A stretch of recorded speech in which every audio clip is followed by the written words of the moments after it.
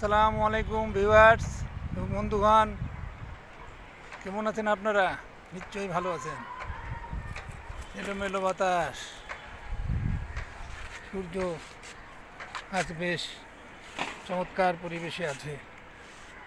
এলাম ছাদ বাগানে। গ্রীষ্মকালীন ফসল করার প্রস্তুতি নিচ্ছি। মোটামুটি বেশ বেড তৈরি করতেছি। গ্রীষ্মকালীন বেড, শীত চলে গেলেই শুরু হবে গ্রীষ্মকালীন চাষাবাদে।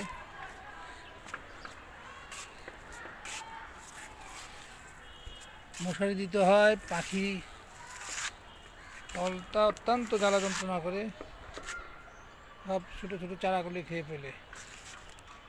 আলু ক্ষেত। আপনারা নিশ্চয়ই ভালো আছেন, সুন্দর আছেন, ভালো থাকবেন। খুদা হাফেজ। আসসালামু আলাইকুম।